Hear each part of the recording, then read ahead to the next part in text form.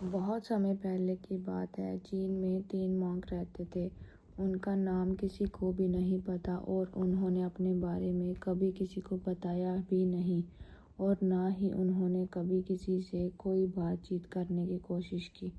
वे तीनों सिर्फ एक ही काम करते थे और जिस गांव में प्रवेश करते थे बाजार के बीचों बीच खड़े हो जाते थे और हंसना चालू कर देते और उनके अस्तित्व के साथ हंसते हुए अचानक लोगों का ध्यान उनकी तरफ खींचा चला आता और धीरे धीरे उनके चारों तरफ एक बड़ी भीड़ इकट्ठा हो जाती। वे इतनी एकाग्रता के साथ और संपूर्णता के साथ हंसते कि उनकी हंसी देखकर सारा गांव हंसने लग जाता।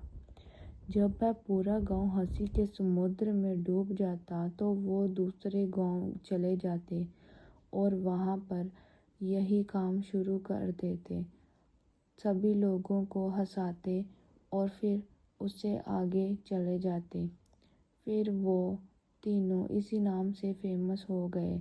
लोग उनसे बहुत प्यार और सम्मान करते। उनके बाद कभी किसी ने ऐसा प्रचार नहीं किया था। जीवन में उनका केवल एक ही मकसद था कि हंसी खुशी से रहना चाहिए। ना ही किसी ने विशेष रूप से इनको कोई जानता था।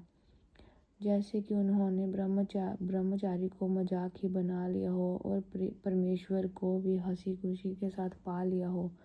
उन्होंने एक शब्द आनंद को इतना फैला दिया आज से पहले किसी ने न फैलाया था। लोग उनका नाम पूछते लेकिन वह हंसते तो उनका नाम बन गया 3 लाफिंग मॉन्क। वो इसी नाम से जाने जाते थे। वो भिक्षु घूम घूम कर सभी लोगों को हंसाते थे। अब वह तीनों बूढ़े हो चुके थे और एक रात जब एक गांव में ठहरे तो उन तीनों में से एक भिक्षु की मौत हो गई। पूरा गांव सदमे में डूब गया और बहुत उम्मीद कर रहा था कि जो उनके 2 दोस्त थे वो आज अवश्य रोएंगे, क्योंकि उन्होंने उनको कभी रोते हुए नहीं देखा था और ना ही वह कभी रोए।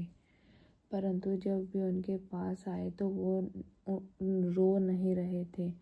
जब सुबह होती तो वो हंसने लग गए जोर जोर से। ये देखकर गांव वाले उदास हो गए और उनसे कहने लगे कि आपका एक मित्र मर चुका है और आप उसकी मृत्यु पर क्यों खुश हो रहे हो। तो वे पहले तो चुप रहे, उसके बाद वे बोले कि हम इसकी मृत्यु पर इसलिए हंस रहे हैं क्योंकि इसने आज हमें हरा दिया है। इसने कहा था कि मैं पहले मरूंगा और ये आज जीत गया है, तो हम इसकी जीत पर खुश हो रहे हैं। लेकिन इस आदमी ने पहले से ही हमें हरा दिया था, तो हम इसकी जीत पर खुश हो रहे हैं। इससे ज़्यादा बढ़िया और तरीका क्या ही हो सकता है। लेकिन पूरा गांव उदास था। जब मृत्यु की भिक्षु की शरीर को अंतिम संस्कार के लिए चिता पर लेटाया गया तो सारे गांव वालों को एहसास हुआ कि शेष केवल मजाक नहीं कर रहे। वह जो मृत था वह भी हंस रहा था। चीन में ये प्रथा थी कि जब इंसान की मृत्यु हो जाती थी तो उसके पुराने कपड़े उतार कर उसे नहला कर उसे नए कपड़े पहनाए जाते हैं। लेकिन मरने से पहले उसे भिक्षु ने अपने साथियों से अपने कपड़े ना बदलने के लिए कहा था।